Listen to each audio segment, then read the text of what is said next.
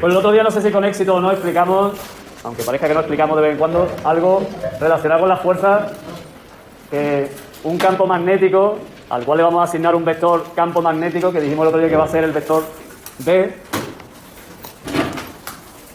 que lo vamos a llamar campo magnético, pero que en realidad se llama vector inducción magnética, ¿vale?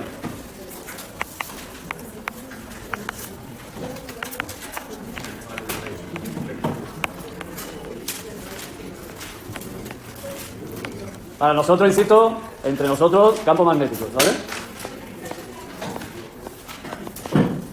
¿Y entre lo que se define? Campo magnético. Que entre nosotros, no hablo entre nosotros, también por ahí fuera. Lo que pasa es que el nombre correcto es vector inducción magnética y ya veremos por qué se la llama así. Y porque tiene que ver con algo que veremos en la parte siguiente de este tema, que es la inducción electromagnética. Y por eso se llama también vector inducción magnética. Este vector entonces va a hacer las mismas funciones, o va a tener las mismas características desde el punto de vista de un campo que el vector intensidad de campo gravitatorio y que el vector intensidad de campo electrostático. Las mismas funciones, ¿vale? Y de hecho se define a través de la propia fuerza que el otro día estuvimos utilizando, la fuerza de Lorentz.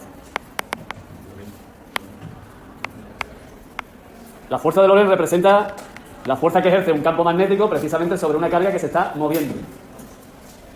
Y decíamos que matemáticamente se escribía como el producto de la carga que se estaba moviendo, el valor de la carga, que hemos llamado a ese valor carga como el valor en coulombio de lo que tiene la electrización del cuerpo a través de lo que hemos visto en el tema anterior, la parte anterior, el hecho de que se interactúa con esa carga de manera eléctrica, pero también vamos a ver que se va a interactuar de manera magnética, cuando la carga está en movimiento.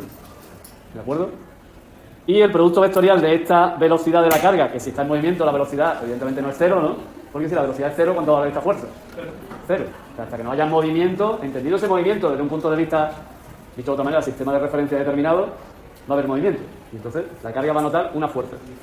Digo que si escribimos el módulo de esta fuerza, módulo implica que todo es positivo, acordaos, incluido la carga. Módulo de la velocidad, módulo del campo y el seno, acordaos del ángulo que forman la velocidad y el campo. Ese es el módulo de esa fuerza, ¿vale? ¿Alguna duda sobre eso? Recordad que el producto vectorial es módulo del primer vector, módulo del segundo vector y por el seno del ángulo que forman, ¿vale? Seno del ángulo que forman, que se mide, evidentemente, entre 0 y 180 grados, porque si no ya le daríamos otra vuelta y siempre el camino más corto. Es decir, que el seno de entre 0 y 180 grados es positivo. Eso va a salir positivo sí o sí. ¿Me explico? ¿No? Porque es un módulo. No como el coseno, que en el caso del producto escalar podía ser como negativo, un cero también, ¿vale? El coseno sí era, posiblemente, podía ser positivo, 0 o negativo, porque también era entre 0 y 180, y el coseno entre 0 y 180 pasa de ser positivo, máximo, a ser negativo, mínimo, menos 1, ¿vale? Pero esto es siempre positivo. Si os dais cuenta, de aquí yo podría despejar el campo magnético. ¿Lo puedo despejar? Voy a intentarlo. Estoy pudiendo. Se deja. Y aparecería entonces el módulo de ese campo magnético como la división entre la fuerza magnética y la carga y la velocidad. También aparece el seno. El seno, si tomamos el seno de 90 grados, podríamos quitarlo. Pero veis que esa expresión se parece mucho a aquellas que nosotros permitíamos definir el vector intensidad de campo gravitatorio como fuerza partido por masa. ¿O nos acordamos de eso? Vamos a ponerlo bien en el punto P, en el punto P, en el punto P. Y el campo electrostático, que se podía definir como la fuerza electrostática en el punto P, esto sería fuerza gravitatoria, pero eso no hace falta ponerlo. Partido por la carga. ¿Tiene algo de parecido el campo magnético con los otros? Tenemos fuerza y abajo tenemos la carga, que es la responsable del campo, pero también ¿el qué? La velocidad. Y es que, claro, esto está asociado a cargas que están en movimiento, de ahí que aparezcan ahí las dos variables que tienen que ver con la carga en movimiento, el valor de la carga y su velocidad. ¿Vemos la similitud entonces, lo que estábamos diciendo? Entre campo magnético, vector inducción, campo gravitatorio, vector intensidad, y campo electrostático, vector intensidad. Nos centramos entonces en lo que nos pregunta este ejercicio. Estamos repasando otra vez esto de la fuerza de Lorentz, que la vamos a utilizar mucho en este tema, Digamos, de lo más importante, ahora con otro ejercicio que vamos a ver, esta fuerza, ¿qué es lo que produce en cuanto a movimiento sobre una partícula? ¿Vale? Me dice el ejercicio, un electrón se mueve con una velocidad v, un electrón se mueve con una velocidad v que es paralela a la dirección de un campo magnético. Paralela. Puede ser paralela en el mismo sentido, puede ser paralela en sentido contrario, ¿vale? Muchas veces hay veces que a lo de en el mismo sentido se llama paralela y en sentido contrario se llama antiparalela, pero bueno, da igual, paralela. ¿Qué fuerza experimenta este electrón?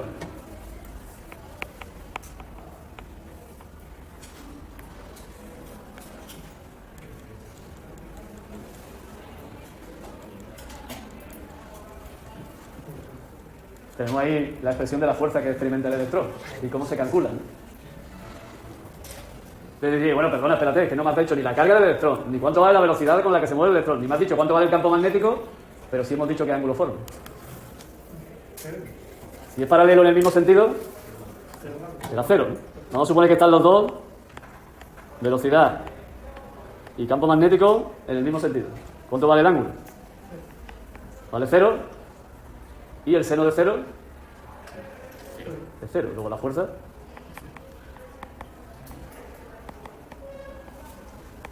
Cero. Y si por casualidad la velocidad es del mismo sentido, pero el campo, perdón, es del mismo sentido, de un sentido y el campo es de sentido opuesto. ¿Cuánto vale el ángulo? ¿Cuánto vale el seno de 180? Cero. Cero. ¿Cuánto vale la fuerza? Es decir, que a la vista de esto, de cómo es la fuerza de Lorentz, esto se lo cuenta Lorentz para escribir esa expresión. Nosotros estamos haciendo al revés. Estamos partiendo de la fuerza y estamos viendo que las consecuencias. Pero Lorentz, para llegar a esa expresión, tuvo que hacer lo contrario. El chaval no le salió la fuerza, estaba en su casa y dijo, ostras, la fuerza es esta. No, sino que hizo una serie de procesos, experimentos, en los cuales llegó a la conclusión de que la fuerza tenía que ser esa. Hoy no, que nosotros estamos haciendo es sacar conclusiones.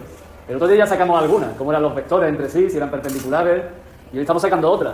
Y cuando la velocidad y el campo son paralelos, independientemente de cuánto valgan, la carga, la velocidad y el campo, la fuerza es cero. ¿Vale? Así que no solo depende de los valores de la carga, de la fuerza, no solo los valores de la carga, de la velocidad y del campo, la fuerza, sino que también depende de la orientación que tomen la velocidad y el campo. Y eso aparece en el seno de ese ángulo que aparece ahí, y que tenemos que tenerlo claro, que hay que tenerlo en cuenta. Otra cosa que, como decíamos el otro día, en la mayor parte de las veces, la mayor parte de las ocasiones, la mayor parte de los problemas, lo más sencillo además es cuando ese ángulo vale 90 grados.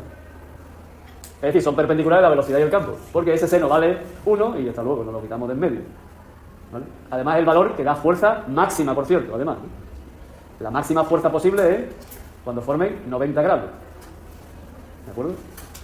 Bueno, pues este ejercicio, ya no hay nada más que contar, ¿no? Porque si hemos visto lo que es la fuerza, hemos visto cómo se expresa y hemos visto que el ángulo es de 0 o 180 grados, consecuencia, ese electrón no experimenta ninguna fuerza dentro de ese campo. ¿De acuerdo? ¿Alguna cuestión?